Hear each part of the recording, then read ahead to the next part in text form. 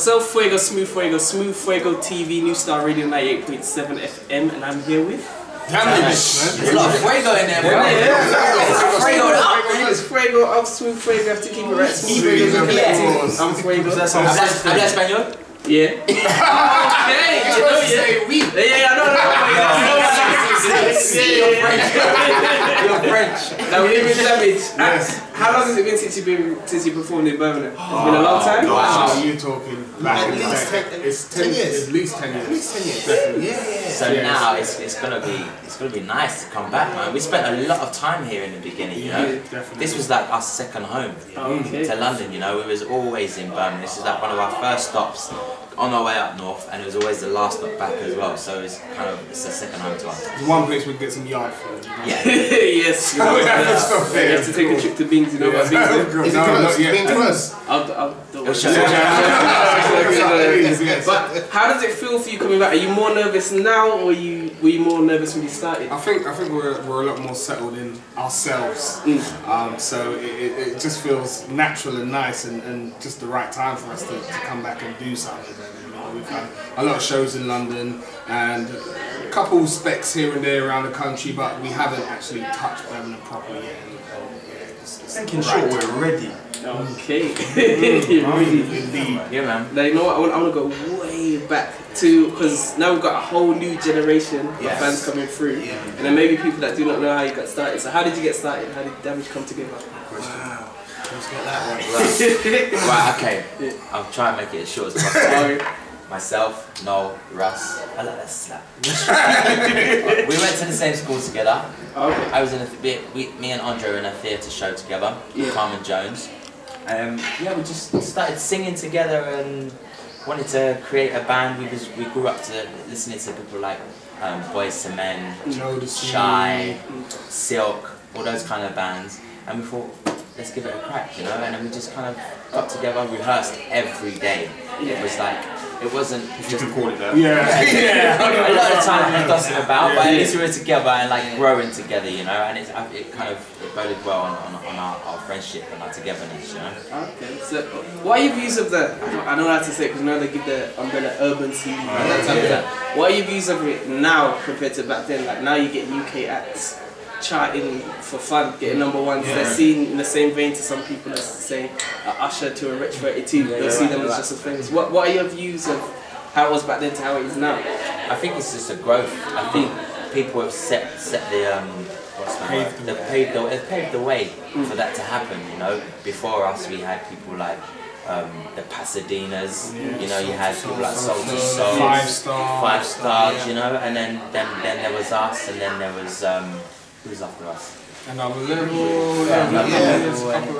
So it's just a progression, you know. It's got bigger and bigger throughout the times, you know. Okay. So it's nice. It's great. It's great that urban acts now are being recognised for the talents that were given to the music industry.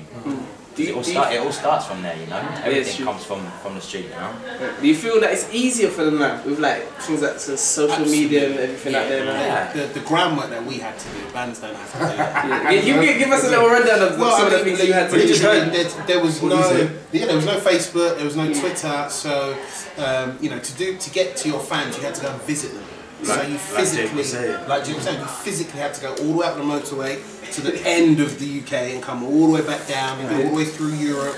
And you can't just get in touch with somebody on a computer or a telephone. We used to go out with cards with write your name and address on that, send it back, and that was your fan base. You know, nowadays it's just so direct. It's like having someone's got your mobile number. But the difference was that if somebody took the effort to be a fan of yours, they were with you. They invested that time to follow you to different areas. Now you can be a fan of somebody, tweet them, then go, oh, I don't like him anymore, and then move on to another band. Do you know what I mean? So you had a core fan base, who truly were dedicated to you. And for us, that's testament to why we can still do shows now. Because those are the people that grew up and they stuck with us, and that's why they're still here now. So you find in those fans, do some of them have kids, and now those kids are now your fans as well? Bro, we're not that old, you know. This Maybe like 6 months. It's not that old. But are you finding that you go to new generations who have just heard of you now as opposed to before? Absolutely, and you know, they say, "Oh, my mum, my dad told me about you," and they put us in the same category as, you know, the Boys to Men, the Joneses, the Shires. And that's incredible because those were the people we looked up to. Yeah. So now they're putting us in that category because their parents are saying at that time that's the music we were listening to. So that's incredible. I'll give you a joke. Marvin from JLS came to one of our shows in London. And he goes, yeah, my dad got me into you. My dad got me into you. It's like, what? It's quite funny because most of us work with young people, so you know, most of our age ranges from like 13 to 19 or just a bit over that. And yeah, they were born when we just released our first tune, so yeah, it's a bit nuts. Yeah. Because I must say, because even like take a tune like Get a Romance, to this day I can play that in a club set, and then people will know it. Yes. Like, how does it feel for you to have a song that timeless? That's what we plan to do. We plan to do music that could just go, you know, be played anywhere, any decade. You know, that's what we spent our heart and soul and time looking for the right songs, looking for the right producers, the right musicians. That's what being an artist is about. It's not about that quick fix. Some of the artists today are doing those ones that jump on, you know, that house. It's a quick fix. It's a quick fix. What for us, it was just about getting it right. And I think the fact that we're here now, you know, 10, 15 years later, singing the same songs as well, like you're saying, Get a Romance still being played. That's what we set like out to Get a do. Romance can be played in the club, but then you've got album tracks like like Still Be Loving You and Sure Enough. These songs are like they're timeless, you know. People are still getting married to our songs. I don't like forever, for you forever. to say I got married to your son. I can. This child happened. Yeah. Have you had that? Yeah. I've had that a few times. My child is actually. It's great because you just got music that's timeless, you know, and that's what it's about. It's great to know as an artist that you're appreciated, you know, and that people are still out there and wanting to get a piece of damage, you know. And you mentioned that kind of how people are going towards the EDM dance type of route. Is that what gave you the inspiration to come back and bring that? So what made you come back? Because I know you had a break and everything. What was the catalyst to bring them? The catalyst was just us. Yeah, actually, somebody who's here contributed to it. But there was a movement. She contributed to it, and we were moving ourselves. And we just thought it felt right, first of all, for us to get together as friends again and families, and just spend some time together and see how it all grown. Because we're taking a long sabbatical break. Thank you so much.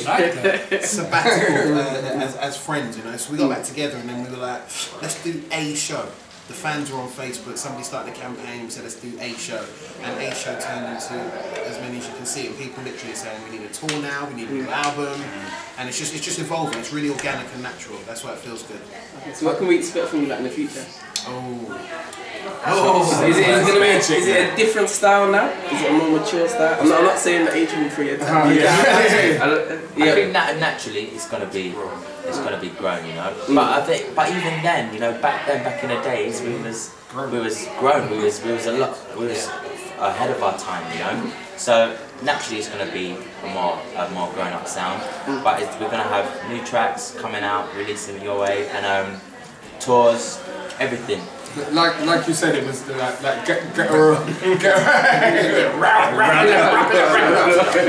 Romance is a timeless song, and that's what we continue with. That's what we want to continue with. Just making timeless music. You know what I mean? You won't be able to put ear to that stuff that will just be damaged. Timeless. Well, I hate to keep you as I know you got to prepare for your show later tonight, and I've got so many things I need to get sorted.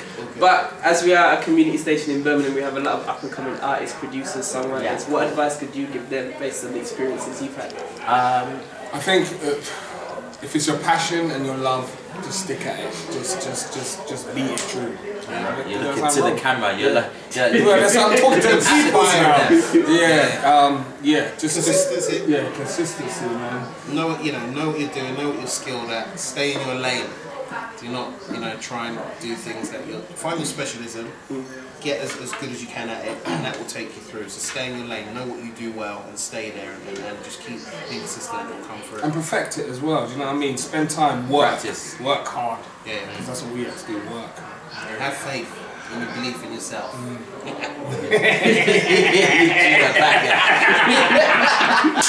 Well, this has been Damage, myself, Fuego, Smooth Fuego. Now, if you would like to tell the New Star Radio listeners and Smooth Fuego TV watchers where they can keep up to date with you, your Twitter, Facebook, website, actually every single thing. Wow.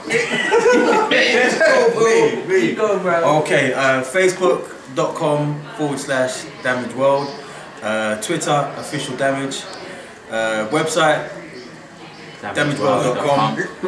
YouTube, the whole YouTube thing, Damage It's World linked up, TV. it's linked up. It's all there. Just go to damageworld.com and you just see all at the bottom. I need to get my numbers up, man. This man's got quite a few numbers. I need to get my numbers up. No LDNG.